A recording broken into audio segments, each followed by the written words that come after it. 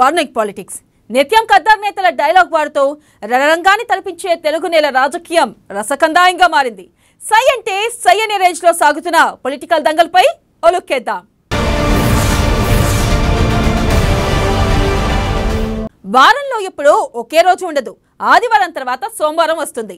రాజకీయాల్లోనూ అధికారం ఒకరి సొంతం కాదు. ఒకరు ప్రతిపక్షంలో ఉంటే మరొకరు అధికార పక్షంలో ఉంటారు. ఇలా కారుబాస్ సర్కార్లో రేవంత్ ని పెట్టిన ఇబ్బందులు అన్నీ ఇన్ని కావు.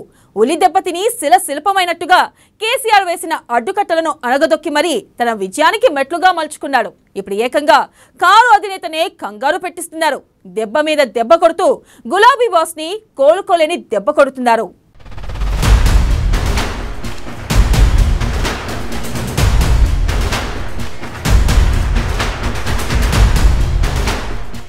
రేవంత్ ని తీవ్ర ఇబ్బందులు పెట్టిన కేసీఆర్, కారు బాస్ ఇబ్బందులకు నిద్రలేని రాత్రులు గడిపిన రేవంత్, కేసీఆర్ ఎన్ని చేసినా బాహుబలిలా ఎదురొడ్డి నిలిచిన రేవంత్, పొంగులేటిని ఒప్పించడంలో రేవంత్ సక్సెస్, జూపల్లి దామోదర్ రెడ్డిని కాంగ్రెస్ లోకి లాగిన రేవంత్ దూకుడుతో ఆత్మరక్షణలో పడిన బీఆర్ఎస్ అధినేత.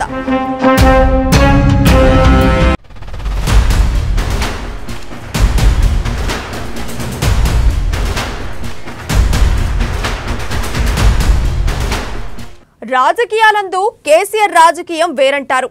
అందుకే ఓటుకు నోటు కేసులో రేవంత్ ని ఇబ్బంది పెట్టాడు. 2018 ఎన్నికల్లోనూ చుక్కలు చూపించాడు. అంతటితో ఆగకుండా జైలుకు కూడా పంపించాడు. కాంగ్రెస్ పార్టీ అధ్యక్షుడైన తర్వాత సీనియర్లతోనూ నరకం చూపించాడు. వరుస ఎన్నికల్లో డిపాజిట్లు రాకుండా చేశాడు. ఇంకా చెప్పాలంటే చాలానే చేశాడు. వ్యాపారాల మీద దెబ్బ కొట్టాడు. ఆర్థిక మూల స్తంభాలన నిలువునా కూల్చేశాడు. ఇంకో లీడర్ అయితే శరణు జొచ్చేవాడేమో. ఆ ధైర్యం ఎక్కడిదో ఎలా వచ్చిందో తెలియదు కానీ రేవంత్ రెడ్డి వాటి నుంచే రాటుదేలాడు. ఉలిదెబ్బలను తిని శిల్పమైనట్టు కేసీఆర్ చేతిలో వరుస పరాభవాలు ఎదుర్కొని నేడు అతడినే ఎదురించే స్థాయికి ఎదిగాడు.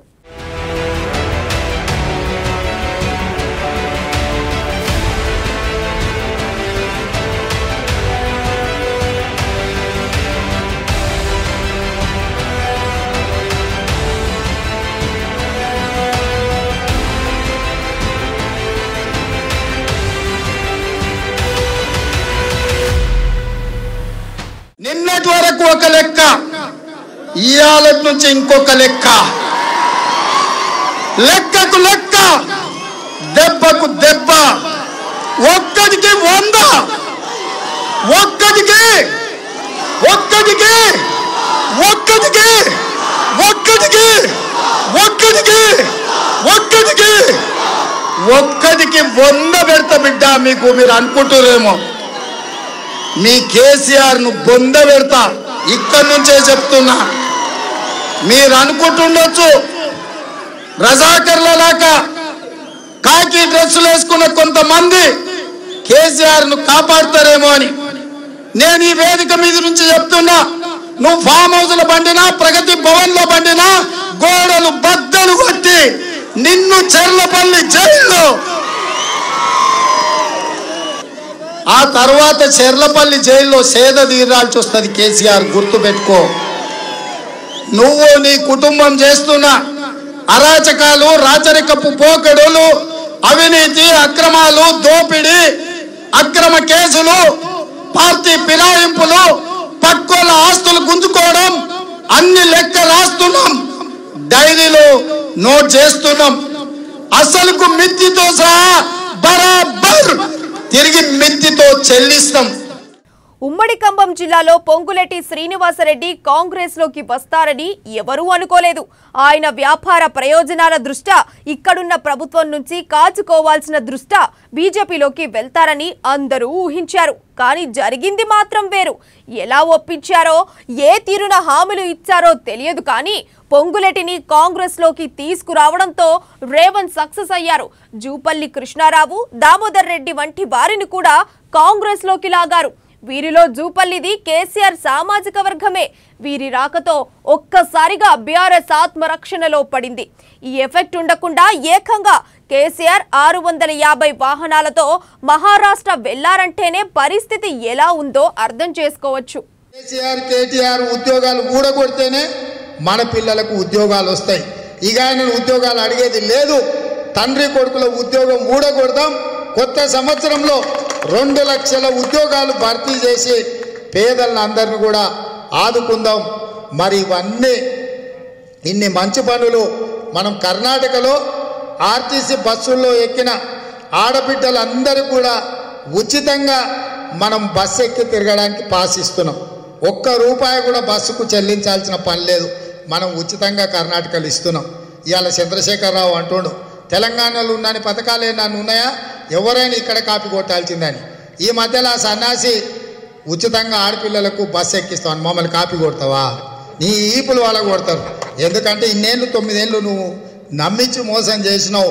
తొందరలోనే తెలంగాణ రాష్ట్రంలో ఉండే ఆడబిడ్డలకు కూడా ఉచిత బస్సు సౌకర్యాన్ని కాంగ్రెస్ పార్టీ ఏర్పాటు చేస్తుంది. కేసీఆర్ పెట్టిన ఇబ్బందుల నుంచే గుణపాఠాలు నేర్చుకున్న రేవంత్ వాటినే తన విజయానికి సోపానాలు మార్చుకున్నారు. తలనొప్పిగా మారిన సీనియర్లను పట్టించుకోలేదు. తనకు నచ్చిన దారిలోనే నడుచుకుంటూ వెళ్లారు. రాహుల్, ప్రియాంక గాంధీలను తెలంగాణకు తీసుకొచ్చారు. రైతు నిరుద్యోగ డిక్లరేషన్లు ప్రకటించారు. అంతేకాదు పార్టీలో యువరక్తాన్ని నింపారు.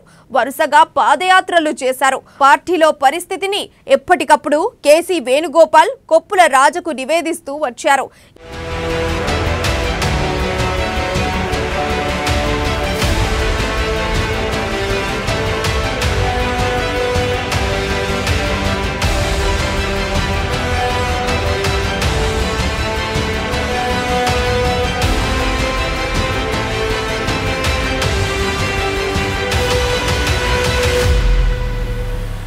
ఇదే సమయంలో సీనియర్లను అనివార్యంగా తలొంచే పరిస్థితి తీసుకొచ్చారు. బట్టి విక్రమార్క, రేణుకా చౌదరి, ఉత్తమ్ కుమార్ రెడ్డి, దామోదర్ రాజా నరసింహ, జానారెడ్డి వంటి వారు తనకు సహకరించాల్సిన తప్పక పరిస్థితిని నెలకొల్పారు. ఇవాళ చంద్రశేఖరరావుని కేటీఆర్ నేను సూటిగా ప్రశ్నిస్తున్నా. వందలాది ఐటీ కంపెనీలు మేము హైదరాబాద్కు తెస్తే వేలాది కోట్ల రూపాయల ఆదాయం వచ్చి తెలంగాణ రాష్ట్రం ధనిక రాష్ట్రంగా 16,000 కోట్ల రూపాయల మిగులు బడ్జెట్తో నీ చేతులు పెడితే ఇవాళ 5 లక్షల కోట్ల రూపాయల అప్పు 10 సంవత్సరాలలో తీసుకొచ్చి ఇవాళ దివాలా తీసిన తెలంగాణను తయారు చేసింది మీరు కాదా? ఇవాళ తెలంగాణ దివాలా తీయడానికి మీ దోపిడీ కారణం కాదా అని చెప్పి నేను తండ్రి కొడుకులను అడుగుతున్నా. ఇంతకు ముందే నేను చెప్పిన పాతకాలంలో దోపిడీ దొంగలు ఉండేటోళ్ళు సుప్రీంకోర్టు ఉరిదీసింది బిల్లా రంగాలని. ఇంకొకడు కూడా ఉండేటోడు చార్లే శోభరాజ్ అని, ఎప్పుడు చూసినా జైలు ఉండేటోడు. ఇవాళ కేసీఆర్ ఏమో చార్లే శోభరాజ్ లాగా తయారైండు, హరీష్ కేటీఆర్ ఏమో బిల్లా రంగాలాగా తయారైంది రాష్ట్రంలో. నిన్న ఆయన సిద్దిపేటలో మాట్లాడుతుడు, కేసీఆర్ సిద్దిపేటలో ఉంటుండకపోయినుంటే తెలంగాణ ఉద్యమం వచ్చి ఉండేదే కాదని. కొంచెమన్నా దేవుడు మీకు సిగ్గు పెట్టలేదా? లజ్జ కూడా కొంచెం లేదని నేను అనుకుంటున్నా. ఎందుకంటే నువ్వు మీ అయ్య కాదు, వాళ్ళ అయ్య ఉట్టక ముందే, మీ అయ్య లాగు దొరకకుందే ఈ తెలంగాణ ప్రాంతంలో తెలంగాణ రైతాంగం సాయుధ రైతాంగ పోరాటం చేసి నిజాంలను, రజాకర్లను దిగంతాలకు తరిమిన చరిత్ర ఈ తెలంగాణ గడ్డ మీద ఉన్నది. అట్లాంటి తెలంగాణ ఉద్యమాన్ని కించపరిచే మాటలు మాట్లాడే అధికారం మీకు ఎవడిచ్చిందని నేను అడుగుతున్నా. కాంగ్రెస్ హైకమాండ్ కూడా రేవంత్ కు ఫుల్ సపోర్ట్ ఇవ్వడంతో సీనియర్లు కూడా సైలెంట్ కావాల్సిన పరిస్థితి ఏర్పడింది. మొత్తానికి లేదు అనే స్థాయి నుంచి ప్రధాన పోటీదారు అనే పరిస్థితిని రేవంత్ కల్పించాడు.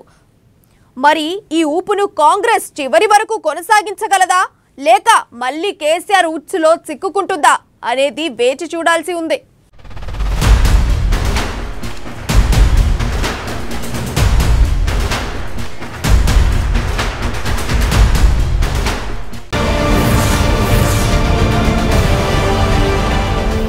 తెలంగాణ రాజకీయం రసవత్ర నాటకాన్ని తలపిస్తుంది. తొలిపొద్దు నుంచి సంధ్యా సమయం వరకు మైకుల సౌండ్ మోత మోగుతుంది. ప్రత్యర్థులకు మాటలతో ఫుల్ మీల్స్ వడ్డిస్తున్న పార్టీల అధినేతలు ఎక్కడా తగ్గేదే లేదంటున్నారు. ప్రస్తుతం పొలిటికల్ ఫైర్ చూస్తుంటే కాంగ్రెస్ పుంజుకుంటుందా, బీజేపీ డీలా పడుతుందా, అసలు బీఆర్ఎస్ కు ప్రత్యామ్నాయం ఎవరు, తెలంగాణ పొలిటికల్ గట్టు మీద కొత్త వేదిక పుట్టుకొస్తుందా అనేలా సందేహాలు అందరిలో మెదులుతున్నాయి. ఏది ఏమైనా మండే సూర్యుని మించేలా తెలంగాణ రాజకీయం సాగుతుంది.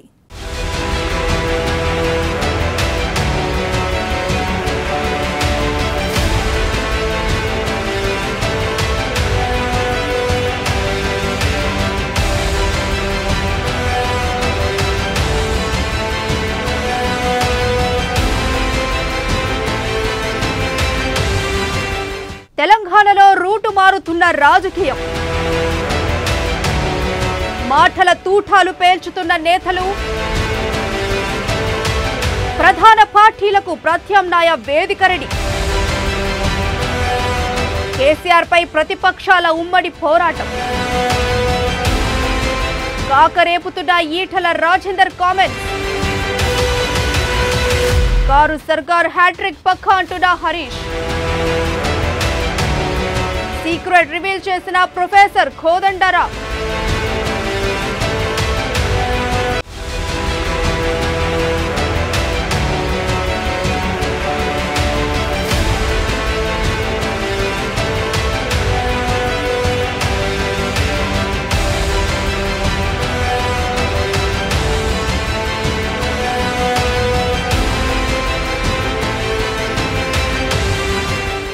ఎన్నికలు దగ్గర పడుతున్న వేళ తెలంగాణ రాజకీయం ఊసర వెల్లిని మించి రకరకాలుగా రంగులు మారుతోంది. ప్రధాన పార్టీల నేతలు ఒకరిపై ఒకరు బాహుబలి సీన్లో దూసుకునే కత్తులు మాదిరి మాటల తూటాలు వదులుతున్నారు. నువ్వొకటంటే నేను రెండంటానంటున్నారు. ఒకరు సమరానికి సై అంటే మరొకరు బస్తీమే సవాలని తొడలు కొట్టేస్తున్నారు. మరోవైపు అధినేతల హామీలతో పార్టీలు మార్పులు చేర్పులు జరుగుతూనే ఉన్నాయి. ఇలా తెలంగాణ రాజకీయం మండే ఎండాకాలాన్ని మించిపోతుంది.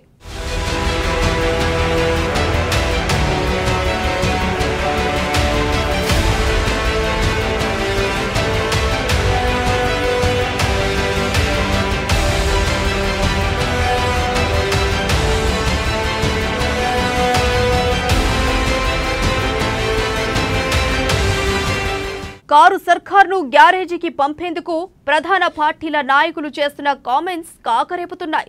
కొంతకాలంగా సైలెంట్ గా ఉన్న తెలంగాణ జనసమితి అధినేత కోదండరాం ఇటీవల చేసిన వ్యాఖ్యలు సంచలనం రేపుతున్నాయి.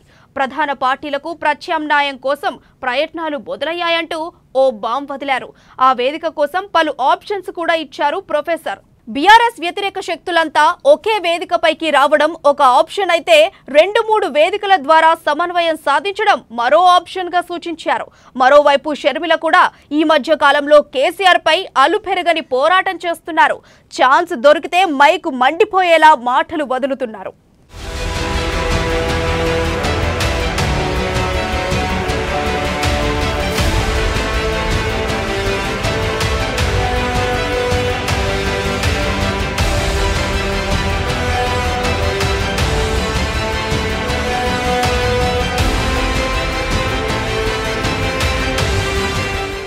కర్ణాటక ఎన్నికల ఫలితాల తర్వాత తెలంగాణ రాజకీయం వినూత్నమైన టర్న్ తీసుకుంటుంది. బీఆర్ఎస్ కు బాయ్ బాయ్ చెప్పేసిన పొంగులేటి, జూపల్లి వంటి నేతలు ఏ పార్టీలో చేరతారనే విషయంపై ఉత్కంఠ కొనసాగుతుండగా అది మరింత సస్పెన్స్ గా మారింది. చాలా రోజులుగా వీరితో సంప్రదింపులు జరుపుతున్న బీజేపీ చేరికల committee chairman Etela Rajender sudden గా వారి గురించి చేసిన వ్యాఖ్యలు పెద్ద కుదుపునకే కారణమయ్యాయి. ఈటల ముందుగానే వారి రూటు చెప్పినా తర్వాత జరిగేది అదే అని అందరికీ తెలిసిన సత్యం.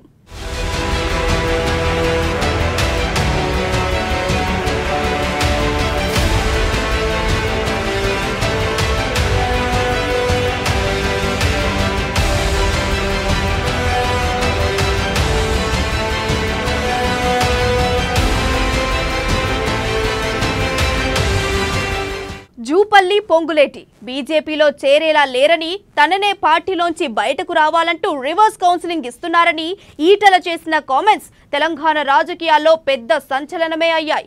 నిజంగానే రాష్ట్రంలో బీజేపీ డీలా పడిందా అనే సందేహాలు అందరిలో మొదలయ్యాయి. కన్నడ ఎలక్షన్ ముందు, ఎలక్షన్ తర్వాత అనేలా బీజేపీ సీన్ మారింది. నేతలు ఎంతలా మాటల్లో మసాలా దంచి వడ్డించినా ఏదో తెలియని వెలతి బీజేపీని వెంటాడుతోంది. కమలం నేతలు ఎక్కడ డీలా పడకుండా బండి మైలేజ్ డైలాగులు పేల్చుతున్నా అంతంత మాత్రంగానే అన్నట్టుగా ఉంది.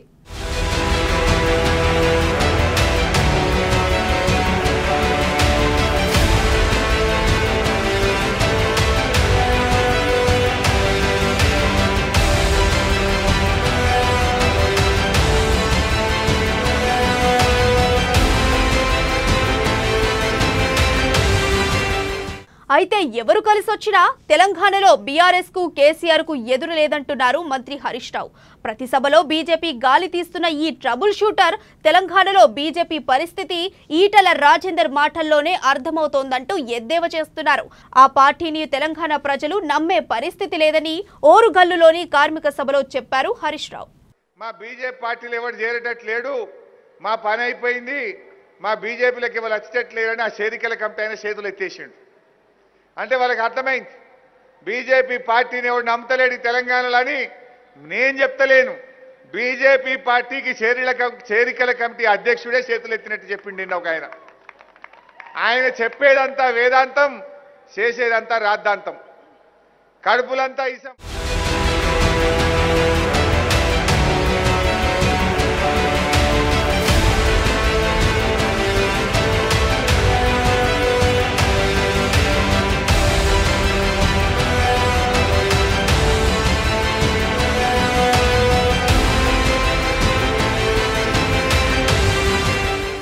మొత్తానికి తెలంగాణ రాజకీయం సూర్యుడిని మించిన సెగలు కక్కుతోంది.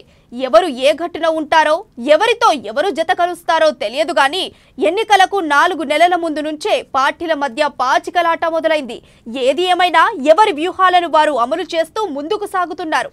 అందరి టార్గెట్ మాత్రం కారును గ్యారేజ్కి పంపడంగానే కనిపిస్తోంది.